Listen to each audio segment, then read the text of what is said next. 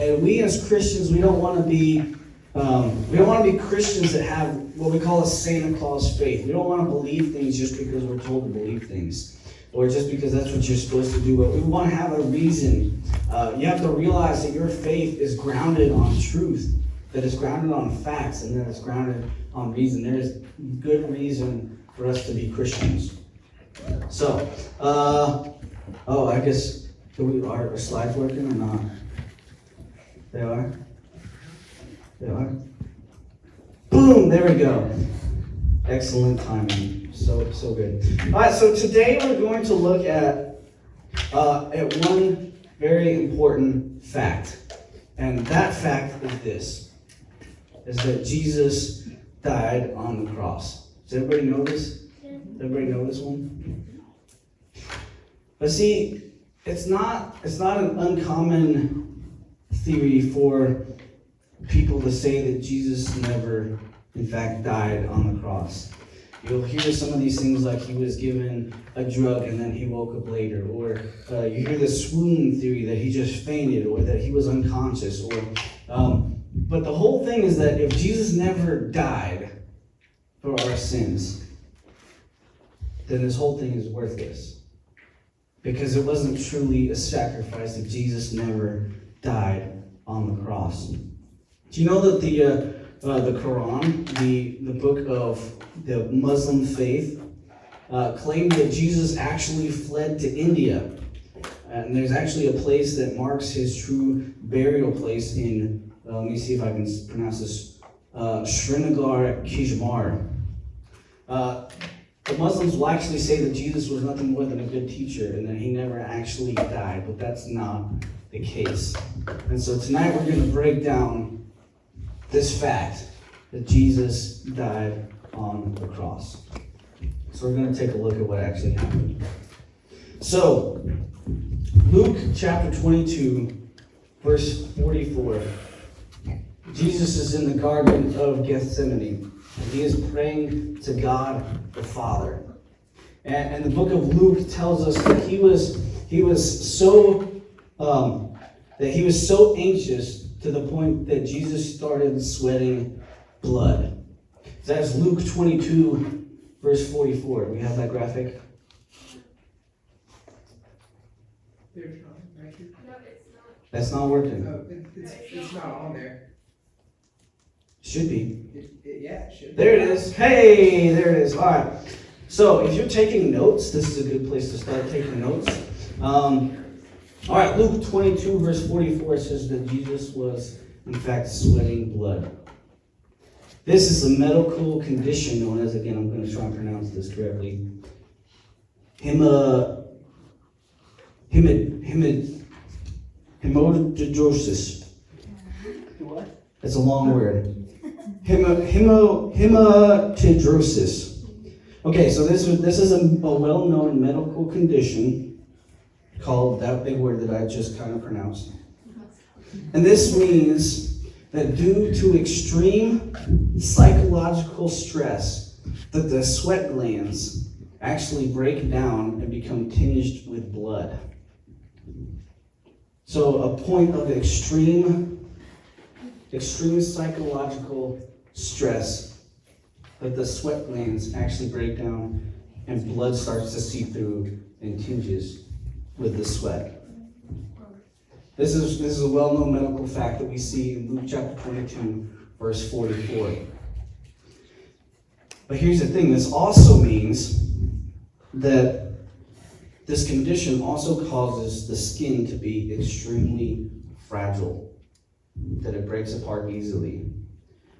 Meaning that by the time the next day, when Jesus' skin was met with torture and suffering, it was already extremely sensitive. So even before we get to the crucifixion, Jesus is in bad shape because of this condition where blood is actually seeping into his sweat. Let me ask you a question. Did you know that the Romans were very good at death? Anybody know that? The Romans were very scientific, and they're really quite brilliant at making people suffer as much as possible. of causing the most amount of pain without actually killing you. So the next stage that we see Jesus go through is John 19, verse 1. He says that the soldiers flogged Jesus. Jesus went through flogging. So Roman floggings actually consisted of 39 lashes, but it's a well-known fact that they were often more, depending on the mood of the soldier. The Bible tells us that since the soldiers were actually laughing at Jesus, hitting him in the head with a rod, and slapping him in the face, we can guess that it was probably a little bit more than 39 lashes. The Journal of American Medical Association tells us, and I quote, "The usual instrument was a short whip with several single or braided leather thongs of variable lengths, in which small iron balls of sharp pieces of sheep bone were tied at intervals. The man was stripped of his clothing, and his hands were tied to an upright post, and the back and the buttocks and the legs were flogged." Alexander Mithriel, he was an MD and a PhD. He says that the back would be so shredded that part of the spine was often exposed by the deep, deep cuts that happened at flogging. A 3rd century historian by the name of Eusebius described flogging like this. He says that the sufferer's veins were laid bare, and the very muscles, sinews, and bowels of the victim were open to exposure. It's a well-known fact that many people actually died from the flogging before they ever made it to their crucifixion. And at the very least, they would suffer from hypovolemic shock.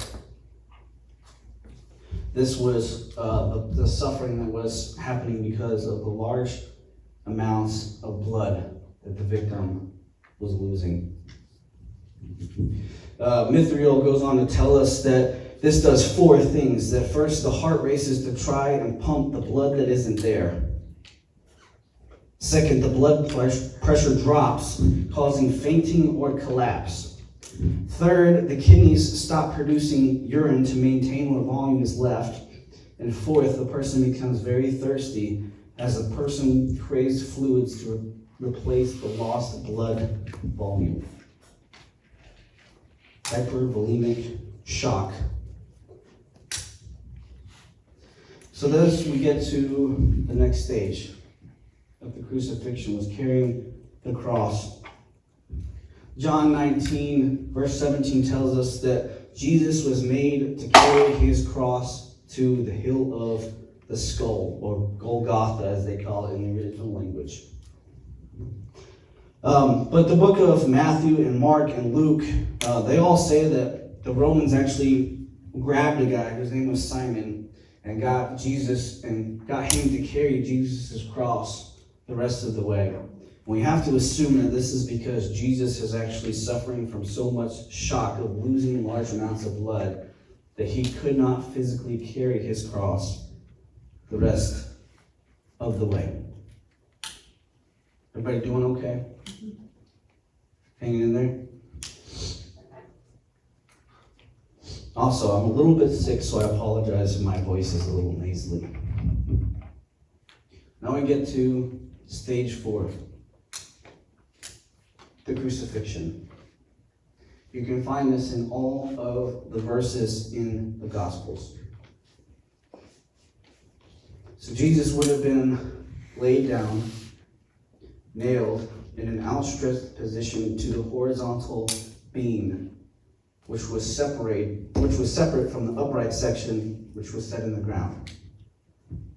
The Romans then used a 5 to 7 inch spikes, sharpened at the end, and they were driven through the wrists of the victim about an inch below the palms, about right here. This meant that the nail would crush the largest of the nerves going to the hand, the median nerve. So Has anybody ever hit your funny bone or your elbow and found that to be super painful? So imagine somebody taking that nerve, that pain that you just hit, and somebody takes it in a pair of pliers and then twists it as hard as possible. This is the state of pain that was similar to what Jesus was feeling in this moment, because the nail was driven right through the large vein going into the hand. The pain was quite unbearable. Has anybody ever heard of the word excruciating? This word literally means to come out of the cross. The Romans literally had to invent an entirely new word to invent the kind of pain that was happening when one was nailed to the cross. Excruciating literally means to come out of the cross. Next, Jesus would have been hoisted up. The crossbar was attached to the vertical post, and at this point his feet would have been nailed down, similar to the amount of pain that his hands had just felt. His arms would then immediately have to stretch from being pinned 6 to 8 inches, dislocating both of his shoulders. See, the thing about crucifixion is that crucifixion is a death by slow asphyxiation. That literally means slowly suffocating to death. The body was hung in such a manner that the muscles and the diaphragm would have been in constant state of inhaling.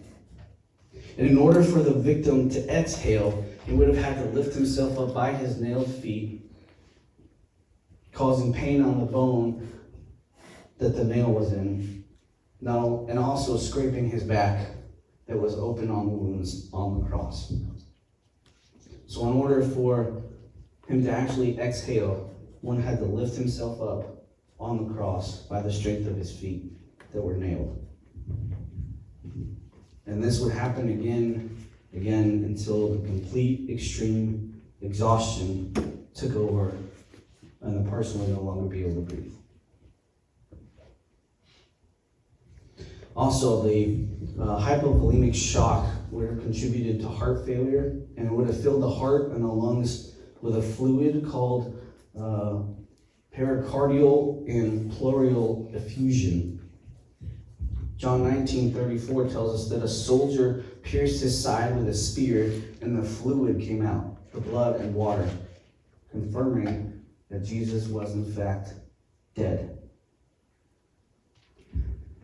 Y'all, if you look at the medical evidence alone, in case you had any doubts, Jesus was dead. Crucifixion was no joke. The Romans were very good at causing people pain and suffering.